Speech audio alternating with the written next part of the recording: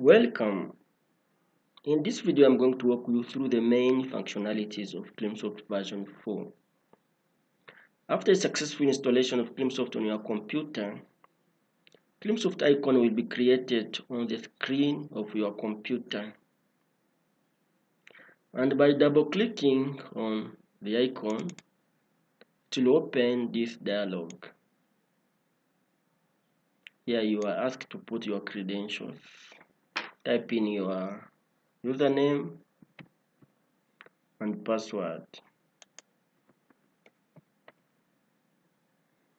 This blue label, if you click twice, it will show you the database connection details. In my case here, I'm pointing to this address, which means I'm pointing to this computer or localhost, and this is the name of my database I'm pointing to, and the database is set at this port address. Now it is very possible to point to another address of the server if the server is located in another office by bringing or by typing here the address of this server. This can be on your local area network, or it can be somewhere else outside of your local area network, so long as you have internet. So this is where you put the address of your server, being at your LAN or outside of your LAN, and you specify the address of the database and the port of the database.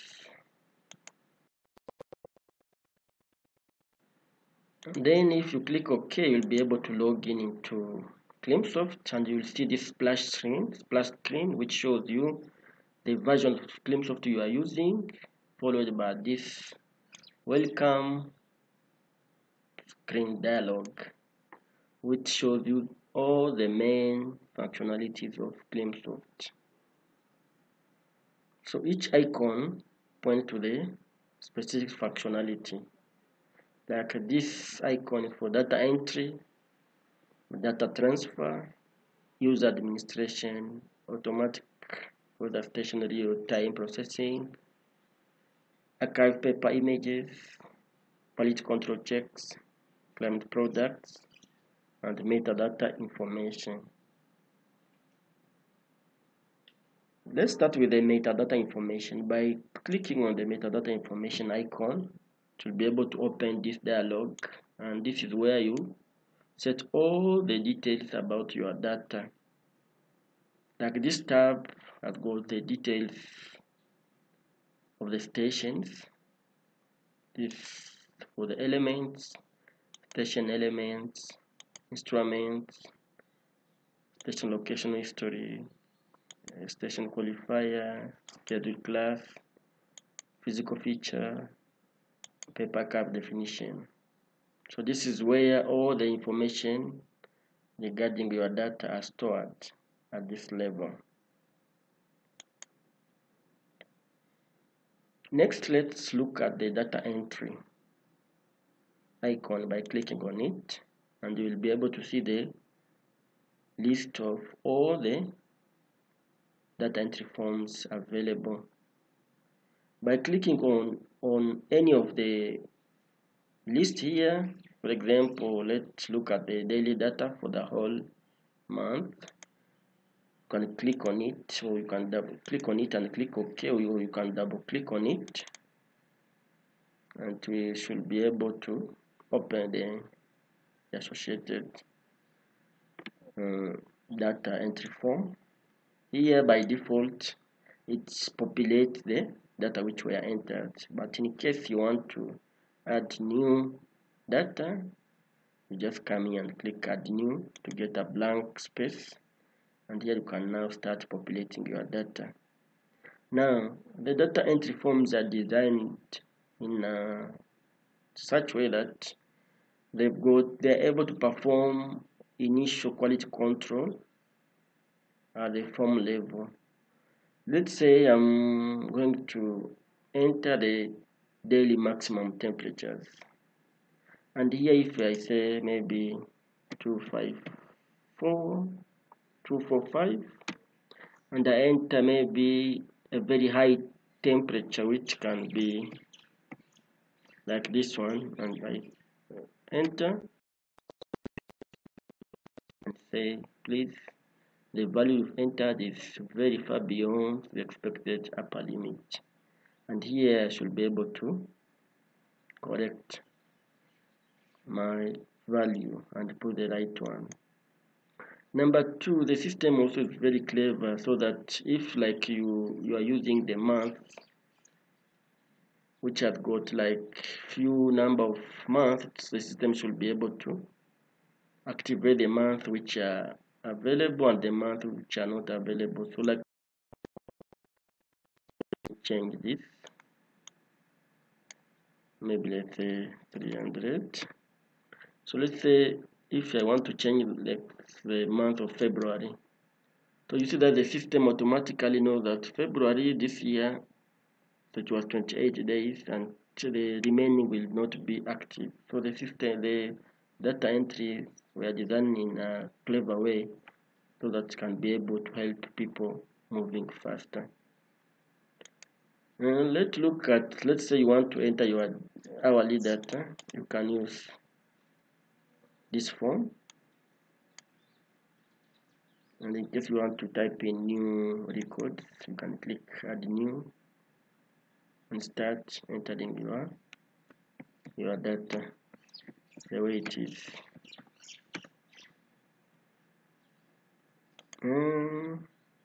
There's also this form for Caribbean. This one was customized for the Caribbean people, for the Caribbean region, because they like this form, and this is what they are using so far. There are also some forms for monthly data. It can be entered here. There's also sign up form for the data which are meant for synoptic or exchange. So you can be able to use this one for such kind of data. Okay, so let's move to the next one, which is the data transfer icon.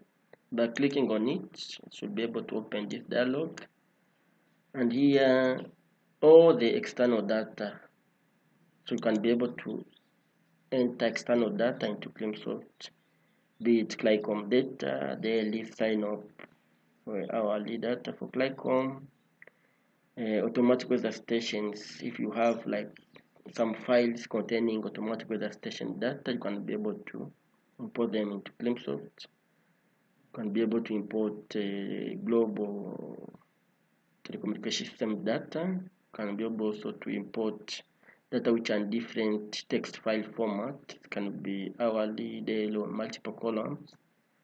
And this one is for data migration. By clicking on this, you can be able to import all the data from previous versions of CleanSoft. Here you can also be able to do the kind of transfer from one table in CleanSoft to another, like this. You can be able to import data from the observation issue table to the final table. And in case you want to do your backup, which is very important, you can use this menu. Or you want also to restore your data. Let's say you have issues and you have backed up your data, you can be able now to restore the data which you backed up, and you can now use this restore menu. User administration icon. This is where the administrator set all the users who will be able to interact with the systems. So here you can be able to create new users. You can be able to delete users which are not wanted, and assign them different roles or privileges. So let's say here a user with the data entry clerk. So you can assign him a role of operator. So this role, that means this user is an operator. His task is just to enter data, nothing else. So in this case, this user can be limited to access only the data entry icon and not, now this user cannot go beyond. So this user cannot perform user administration, it cannot access like climate products and so on. So this icon or this area is where you set all those users and give them a kind of privilege to access some part of the system and put some restriction on other areas which can be maybe sensitive for some users. Let's look at the archive paper image. This icon is where the digitized paper image of data are managed at this level. So like here, you can be able to see the list of the images which were digitized. You can click here, you can be able to see the list. And you can be able to retrieve as well the images and be able to compare with the digitized data in case there is any problem. You can be able to scroll again and see your data the way it is. Okay, so let's look at the quality control icon. This is where you manage the quality of your data. You can decide to use each type of QC on the quality control. You can decide to use the absolute limit check. You can decide to use the inter-element comparison and select a group of stations. You can use one station. Let's say you want to use the rainfall element alone, or you want to use also the maximum and minimum temperatures. You can, and here you specify the period you want to your data to be quality controlled. Okay, so now let's look at the product. In case you want to extract climate product, you can come at this icon and open this dialog, and here you can be able to select which type of product you want to. Let's say I want to extract data, and let's say I want daily data to give to my customer. Maybe it can be a researcher person who want historical data. I can decide to select the station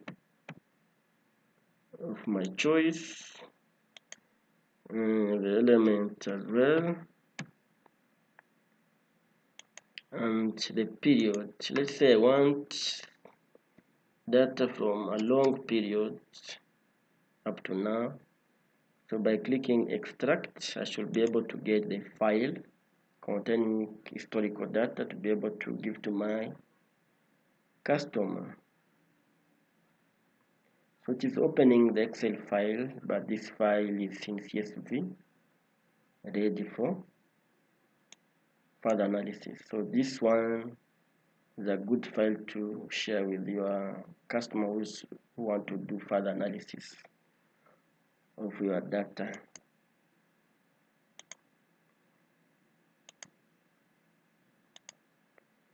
And finally, we can look at the automatic weather station real-time processing icon. This is where now automatic weather stations real-time automatic weather stations are processed at this level. So like here you can, in case you have like your automatic weather station server which is bringing data at the real time, you can be able to set this by pointing to the address of the automatic weather station server and put all the details. the mode of transfer you want to set, and then